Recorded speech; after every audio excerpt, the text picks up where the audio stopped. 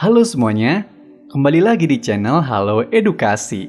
Dalam ilmu biologi genetika, DNA dan RNA sering disebut secara berdampingan. Penyebutan yang membuat banyak orang mengira keduanya adalah hal yang sama.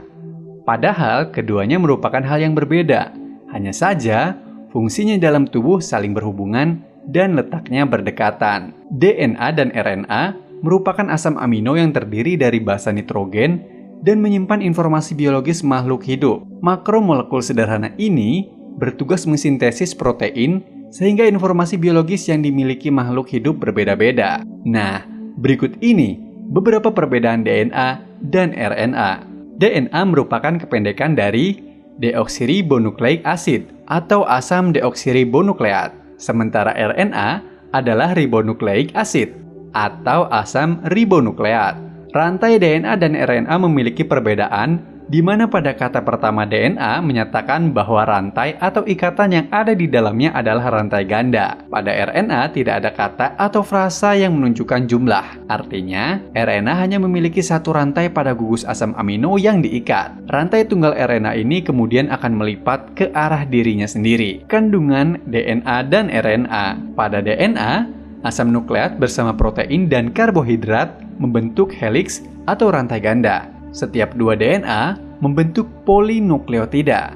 Dengan demikian, polinukleotida terdiri dari banyak satuan nukleotida, di mana setiap nukleotida terdiri dari satu jenis basa nitrogen. Ini yang kemudian dikenal dengan nama deoksiribosa atau gugus fosfat. Terdapat 3 jenis basa nitrogen pada DNA, yaitu purin, pirimidin, dan gugus fosfat. Purin mengandung asam atau informasi genetik yang disebut adenin dan guanin. Pirimidin terdiri dari sitosin dan timin. Struktur RNA sepintas mirip dengan DNA.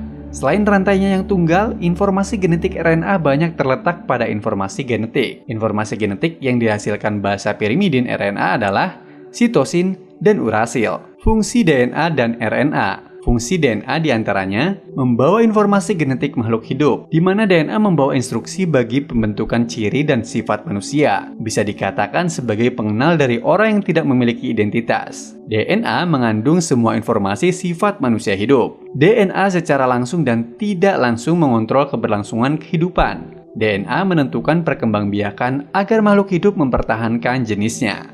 DNA berfungsi sebagai katalis atau mempercepat terjadinya reaksi saat penggandaan diri. DNA juga berperan sebagai heterogen katalis pada sintesis senyawa lain di dalam sel. Sedangkan RNA mempunyai peran sedikit berbeda. RNA berfungsi menyimpan informasi genetika yang telah selesai dikode dan diekspresikan, dan juga sebagai perantara DNA dari protein yang berada di dalamnya untuk ekspresi genetik. Letak DNA dan RNA. Sesuai dengan fungsinya, DNA dan RNA terletak di dalam sel. DNA terletak di bagian inti sel dan mitokondria. Pada tumbuhan, biomolekul ini terdapat juga dalam kloroplas. RNA terdapat pada inti sel yang disebut mRNA, sitoplasma atau tRNA, dan ribosom atau rRNA, komponen gula DNA dan RNA. Pada dasarnya, struktur RNA dan DNA sangat mirip. Keduanya merupakan polimer yang tersusun atas banyak nukleotida, di mana setiap nukleotida tersusun dari satu gugus fosfat,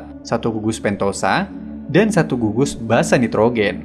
Ikatan tersusun berselang-seling antara gugus fosfat dengan gugus pentosa dari nukleotida yang berbeda. Selain perbedaannya terletak pada rantai ikatan ganda dan tunggal, nukleotida DNA dan RNA mempunyai kandungan gula berbeda. Gugus pentosa RNA mempunyai satu gugus cincin hidroksil yang disebut ribosa, sedangkan gugus pentosa atau gula pada DNA mempunyai 2 cincin hidroksil yang disebut deoksiribosa. Ukuran DNA dan RNA. DNA mempunyai ukuran lebih panjang, berbentuk bulat, dan berpilin atau helix, atau seperti tali yang diputar-putar.